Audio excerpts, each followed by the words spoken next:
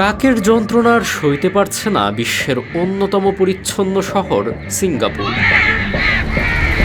অতিষ্ঠ হয়ে এবার সরাসরি এই পাখির বিরুদ্ধেই যুদ্ধ ঘোষণা করেছে দেশটির সরকার।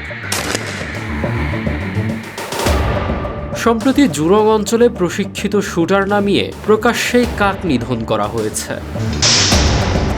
বাসিন্দাদের অভিযোগ, কাকের কর্কশ চিৎকার, খাবার ছো মেরে নেওয়া আর চারপাশ নোংরা করায় তাদের দৈনন্দিন জীবন মারাত্মকভাবে ব্যাহত হচ্ছে।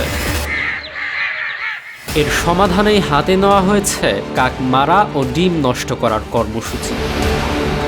তবে প্রকৃতির সাথে এই লড়াই মনে করিয়ে দিচ্ছে 1958 সালের চীনের সেই ভয়াবহ চড়ুই নিধনের ইতিহাস।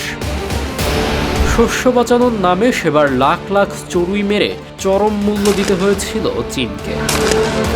পঙ্গপালের বাধাহীন বিস্তারে ধ্বংস হয়েছিল পুরো কৃষি ব্যবস্থা, আর সেই মারাত্মক দুর্ভিক্ষে প্রাণ গিয়েছিল প্রায় 1.5 কোটি মানুষের। আমাদের ভিডিওগুলো নেত্রকোনা থেকে দেখছেন জি.কে. শাকিল, মেহেরপুর থেকে দেখছেন মিজানুর, ব্রাহ্মণবাড়িয়া থেকে দেখছেন মোহাম্মদ, আলমগীর দেখছেন ময়মনসিংহ থেকে এবং কুমিল্লা থেকে দেখছেন শাওন। আপনি কোথা থেকে দেখছেন তা জানিয়ে দিন কমেন্ট বক্সে। বাস্তুতন্ত্রে কাক কোনো উপদ্রব নয়, বরং মৃত প্রাণী আর পচা বর্জ্য খেয়ে এরা পরিবেশকে রোগমুক্ত রাখে।